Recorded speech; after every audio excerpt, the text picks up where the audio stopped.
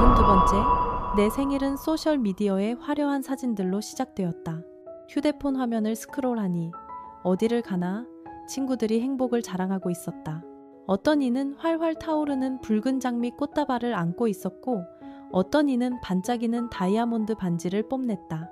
남편이 고급 레스토랑에서 깜짝 파티를 열어주어 노란 촛불이 환한 얼굴을 가득 비추는 사람도 있었다. 나는 그 사진 하나하나에 눈을 고정한 채 화면을 쳐다보았다. 심장이 문득 쿵 하고 내려앉았다. 그 순간 나는 그 빛과 화려함으로 가득한 세상 속에서 자신이 너무나 작고 외롭게 느껴졌다. 나는 가만히 한숨을 쉬며 조용히 이불을 어깨 위로 끌어당겼다. 아무도 기억해주지 않았고 축하해주는 이도 없었다. 머리 위 천장 선풍기가 무심하게 빙빙 돌아가는 익숙한 윙윙거리는 소리뿐이었다. 서러운 감정이 스며들어 마음속 구석구석을 파고들었다. 문득 이런 생각이 들었다. 내가 이 날을 누군가 기억해줄 만큼 중요하지 않은 걸까? 아니면 나는 원래 사랑받을 가치가 없는 걸까? 그 글자들은 누구도 말하지 않았지만 내 머릿속에서 계속 맴돌았다. 그리고 그와 함께 조용한 질투, 감히 인정해 본 적 없는 다른 사람의 행복에 대한 시기심이 일었다. 어두운 방 안, 휴대폰 화면에서 나오는 희미한 푸른빛만이 내 얼굴을 비추며 그렁그렁 맺힌 눈물방울 하나하나를 선명하게 드러냈다. 그날 저녁, 식사도 별다를 게 없었다. 김치찌개 한 그릇에 여느 날과 같은 간단한 반찬 몇 가지. 내가 식탁에 차리자 남편은 의자에 앉아 바로 앞에 있는 TV를 켰다. 축구 중계 소리가 방 안가득 울려 퍼지며 그릇과 수저가 부딪히는 소리마저 삼켜버렸다. 그는 고기 몇 점을 집어먹으며 마치 저 경기가 세상 무엇보다 중요한 것처럼 화면에 눈을 고정했다. 나는 맞은편에 앉아 특별한 날에 대한 언급 한마디 없이 조용히 밥 한 숟갈 한 숟갈을 먹었다. 마음속으로 나는 작은 암시라도 기다렸다. 그저 생일 축하해라는 간단한 한마디, 혹은 하다못해 한번 쳐다봐주는 눈길이라도. 하지만 아니, 모든 것이 침묵 속에 잠겨 있었다. 나는 천천히 씹었지만 밥알이 문득 목에 걸렸다. 삼킬 때마다 마음이 더욱 무거워졌다. 나는 공허함을 감추려는 듯 억지로 미소를 지으려 했지만 입꼬리가 떨려 온전할 수 없었다. 오늘 밤은 내 생일인데 다른 어느 날과 똑같았다. 식탁 저편에서 축구팀이 골을 넣자 그가 환호했다. 반면 나는 그저 조용히 앉아 있었고 마음이 문득 산산조각 났다. 나는 머릿속에서 스스로에게 속삭이는 소리를 들었다. 생일날조차 나는 투명인간이구나. 손에 쥔 젓가락이 떨렸다. 나는 그릇을 내려놓고 그렁그렁한 눈을 감추기 위해 살짝 고개를 숙였다. 하지만 눈물은 자꾸만 터져 나오려 했고 아직 김이 모락모락 나는 찌개 냄새와 뒤섞였다. 천장의 하얀 형광등 불빛은 저녁 식사를 더욱 차갑게 만들었다. 그 방 안에서 나와 그는 마치 두 개의 다른 세계에 있는 것 같았다. 한쪽은 경기 속의 기쁨, 다른 한쪽은 아무도 모르는 고독. 식사를 막 치우자 남편이 갑자기 전화를 받았다. 그는 잠시 미간을 찌푸리더니 나를 힐끗 쳐다보고는 서둘러 일어섰다. 나 파트너 좀 만나러 가야 해? 기다리고 있대. 말을 마치자마자 그는 재킷을 급히 걸쳤고 뒤돌아볼 틈도 없었다. 나는 의자에 가만히 앉아 손에는 여전히 젓가락을 든 채 아무런 반응도 하지 못했다. 문이 닫히고 뒤에는 그저 경첩이 삐걱거리는 메마른 소리만 남았다. 방 안에는 TV 화면의 불빛이 깜빡였지만 그 앞에는 더 이상 아무도 앉아있지 않았다. 나는 리모컨을 들고 휙 꺼버렸다.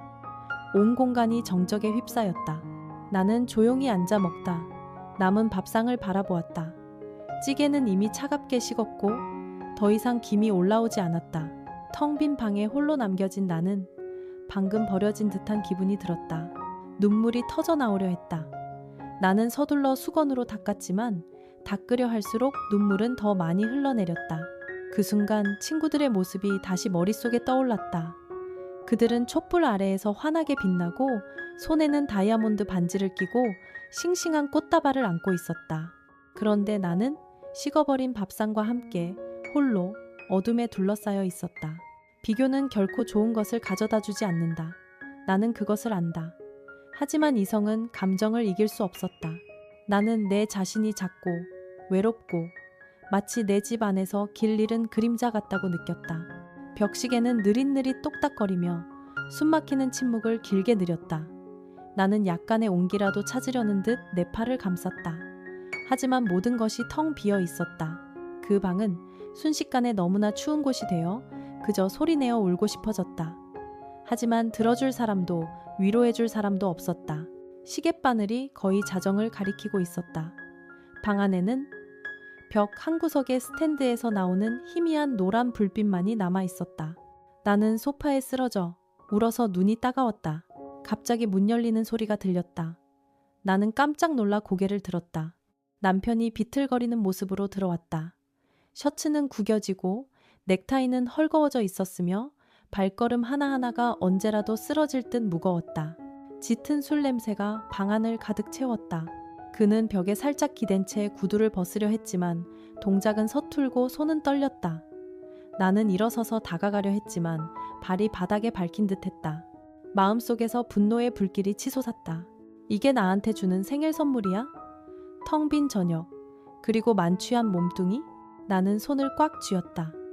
억눌렸던 모든 울분이 질책의 말로 터져나올 것만 같았다. 하지만 그의 이마에 송골송골 맺힌 땀방울, 충혈된 눈, 지쳐 무너진 얼굴을 보자 내 안의 모든 분노가 가라앉았다. 그는 몇 걸음 더 옮기려다 소파에 털썩 주저앉았다. 무거운 몸이 늘어지고 숨이 가빴다. 나는 그를 바라보았다. 가슴이 아프면서도 연약해졌다. 조용한 방 안에는 선풍기 돌아가는 삐걱거리는 소리, 그의 지친 숨소리가 내 눈가에 채 마르지 않은 흐느낌과 뒤섞였다. 나는 맞은편 의자에 조용히 앉았다. 마음이 온갖 생각으로 복잡했다. 탓하고 싶었지만 그럴 수 없었다. 화내고 싶었지만 오히려 안쓰러웠다. 그 갈등하는 감정에 나는 그저 침묵하며 내 앞의 남자를 바라볼 수밖에 없었다. 무심해 보였던 남편이지만 동시에 가족을 위해 온갖 걱정을 짊어진 사람이었다. 그는 소파에 몸을 기댄 채 고개를 한쪽으로 기울였다. 짙은 술 냄새를 풍기는 숨결이 무겁게 한 번씩 터져 나왔다. 나는 맞은편에 앉아 마음속에 억울함이 가득했다. 얼마나 많은 질책의 말들이 목구멍까지 차올랐는지 터져 나오기만을 기다리고 있었다. 하지만 바로 그때 그가 갑자기 나지막이 중얼거렸다. 목소리는 끊어지고 작아서 겨우 내게만 들릴 정도였다. 조금만 참아줘. 일 때문에 몇 잔만 더 마시면 아내가 덜 힘들 텐데. 나는 얼어붙었다. 그 말들은 정신이 멀쩡한 상태의 변명이 아니었다. 그것은 서툴고 조각나 있었으며 마치 부서진 꿈의 파편 같았다. 하지만 그것이 내 심장을 떨리게 했다. 나도 모르게 눈물이 솟아올라 뺨을 타고 길게 흘러내렸다. 나는 옷자락을 꽉 쥐었다. 가슴이 저며왔다. 몇 분 전까지만 해도 무심하다고 여겼던 내 앞의 남자는 가족에게 땀과 눈물로 번 돈 한 푼이라도 더 가져다 주기 위해 온갖 압박을 짊어지고 있었던 것이다. 나는 고개를 숙였다. 더 이상 질책할 힘이 없었다. 그저 먹먹하고 애틋하면서도 안타까운 공허함만이 남았다. 술에 취한 그는 자신이 가장 깊은 속내를 드러냈다는 것을 전혀 몰랐다. 하지만 바로 그 순간 나는 깨달았다.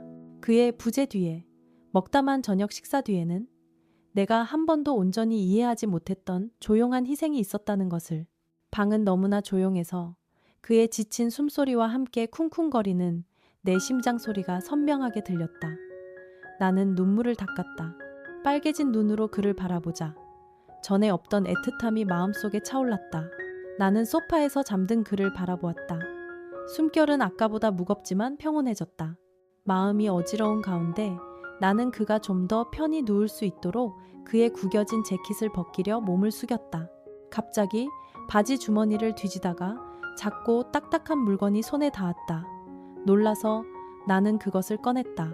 그것은 종이약이었다. 종이는 구겨지고 접힌 선은 삐뚤빼뚤했으며 전혀 반듯하지 않았다. 서둘러 접은 흔적이 선명하게 남아 마치 손이 떨리는 와중에 접은 것 같았다. 나는 떨리는 손으로 그것을 펼쳤다. 안에는 희미한 노란 불빛 아래 삐뚤빼뚤한 글씨가 나타났다. 아내 생일 축하해. 미안해. 더 좋은 걸 못 사서. 나는 숨을 멈췄다. 그 순간 바깥의 모든 소음이 사라지는 듯했다. 손에 들린 얇은 종이 한 장과 터져버린 내 심장만이 남았다. 더 이상 참을 수 없는 눈물이 그 서툰 글씨 위로 쏟아져 번졌다. 소박하고 심지어 아무 가치도 없는 선물이었지만 그 안에는 그의 모든 마음이 담겨 있었다. 나는 순간순간을 떠올렸다. 그가 서둘러 식탁을 떠나던 모습, 그가 비틀거리며 집으로 들어오던 모습, 그가 지친 얼굴로 소파에 쓰러지던 모습. 이 모든 것이 그가 무심해서가 아니었다. 나에게 작지만 진심 어린 무언가를 가져다 주기 위해 그가 조금씩 노력하고 있었기 때문이었다. 나는 그 조용한 사랑을 모두 간직하고 싶은 듯 종이약을 손안에 꼭 쥐었다. 고요한 방 안에서 나는 문득 마음이 부드러워지는 것을 느꼈다. 더 이상 서럽지도 원망스럽지도 않았다. 그저 먹먹한 감동과 핏줄 구석구석으로 스며드는 소박한 행복만이 남았다. 나는 그의 옆에 앉았다. 손에는 여전히 작은 종이약을 꼭 쥐고 있었다. 잠든 그를 바라보았다. 숨결은 더 고르게 쉬었고 지친 하루 끝에 얼굴은 조금 펴져 있었다. 내 심장이 문득 저려왔다. 눈물은 계속 흘러나왔지만 이번에는 더 이상 서러움이나 질투의 눈물이 아니었다. 그것은 이해의 눈물이었고 뒤늦게 드러난 사랑의 눈물이었다. 나는 몸을 숙여 그의 헝클어진 머리에 조용히 손을 얹었다. 온몸이 감동으로 떨렸다. 질책의 말들, 혹독했던 비교들은 어디론가 사라져버렸다. 그 순간 나는 이 남자가 그만의 방식으로 짊어지고 사랑하기 위해 매일 노력하고 있다는 것만을 보았다. 나는 흐느끼며 그를 꼭 껴안았다. 장미도 다이아몬드 반지도 화려한 파티도 필요 없었다. 진정한 행복은 알고 보니 서투른 종이약 하나였다. 술김에 중얼거린 몇 마디 말. 그리고 내 곁에 있는 남자의 조용하고 소박하지만 굳건한 사랑이었다. 작은 방 안에는 촛불도 꽃도 없었다. 희미한 노란 불빛과 그의 고른 숨소리, 그리고 나의 메인 흐느낌만이 있었다. 하지만 단 한 번도 내 생일이 이토록 가득 찬 적은 없었다.